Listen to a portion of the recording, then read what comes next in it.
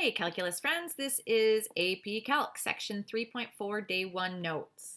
Today we are going to start talking about the derivatives of our trig functions. So right here at the top of your paper you have a rather important table of information. I would suggest that you make yourself some note cards and start practicing. These 6 trig derivatives should be memorized. You should be able to know them and say them without having to think about them at all. Your textbook provides an extensive proof of finding the derivative of y equals sine x, and the derivative of y equals cosine x can be found in a similar manner to the way they do it in your textbook for sine x. So we're not going to take the time to go through those. But what we are going to do is use those derivatives, the fact that the derivative of sine is cosine and the fact that the derivative of cosine is negative sine. We're going to use that information to prove the derivatives of some of the other trig functions. So that takes us to our first example, example 1, which says to prove that the derivative of tangent is equal to secant squared. So the first thing that I'm going to do, and this is something that we often did in pre-calc when we were trying to simplify and use those trig identities to try to prove that one thing is another, we're trying to prove that the derivative of tangent is secant squared. So I'm going to start by saying that dy dx of tangent x, the derivative of tangent, is going to be equal to dy dx of, and I am going to rewrite tangent in terms of sine and cosine, because those are two derivatives that I know what they are. And I know that tangent is equal to sine over cosine. And now that I have this, the next thing that I would think about doing, since I have a quotient, is I would think about using the quotient rule for derivatives. And we know that our quotient rule is low d high minus high d low over low squared. So I would say that dy dx of sine x divided by cosine x is going to be equal to, and again, low, that's cosine x, d high. All right, the derivative of sine is cosine, minus high, that's sine x, d low, the derivative of cosine is negative sine x. And then this is all divided by low, which is cos x squared. All right, now I can do some simplifying here. Cosine times cosine is going to be cosine squared x. Negative sine x times negative sine x is positive sine squared x over cosine squared x.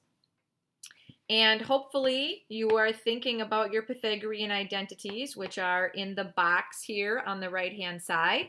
But the Pythagorean identity that we use the most, more than anything else, Pythagorean identity number 1, is that sine squared plus cosine squared is equal to 1. So since I have cosine squared plus sine squared in my numerator, this is 1 over cosine squared x. And we know that 1 over cosine is equivalent to secant. So 1 over cosine squared is going to be equivalent to secant squared x. So we just proved that the derivative of tangent x is secant squared x.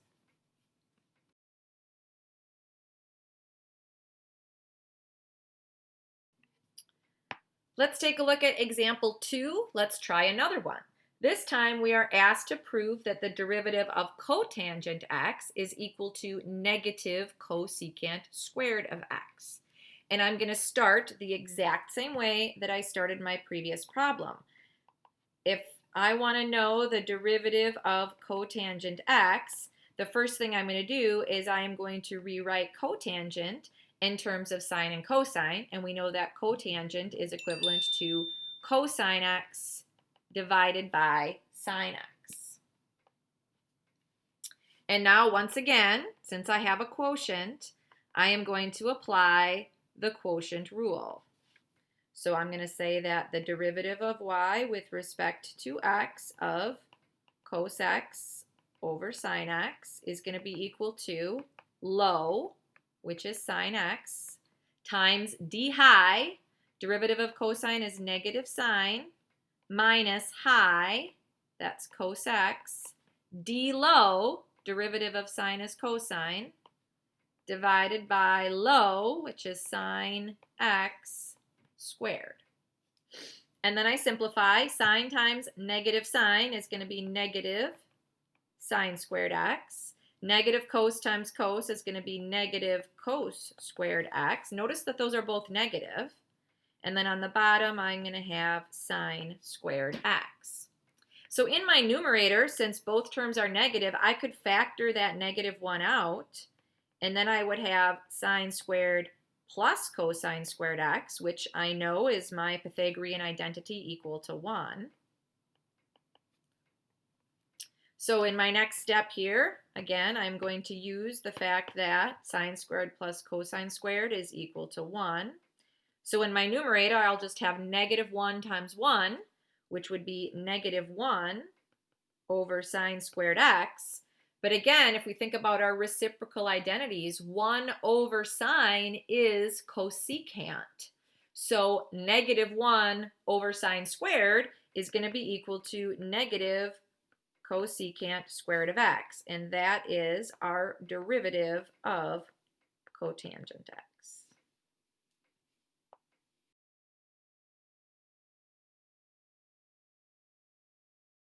Example 3 just asks us to find the derivative of y with respect to x. We're not actually proving any of our derivatives now. We're just using our trig derivatives. Letter A is y equals sine x plus 1/2 cotangent x. So we want to find the derivative of this function, derivative of y with respect to x. Again, that's just how we write our derivative. We could also write it as, y prime. Either one is correct notation. So if I want to find the derivative of sine x plus 1/2 cotangent x, this is going to be equal to the derivative of sine, which I know is cosine, plus 1/2 is just along for the ride, and the derivative of cotangent, we just did, is negative cosecant squared x.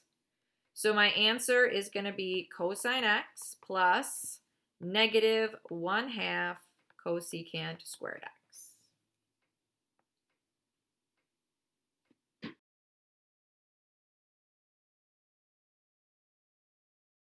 Our last example asks us to find the derivative of secant times tangent. So please note that we have a product here. So we are going to be using the product rule. So this I would call my first function, and this I would call my second function.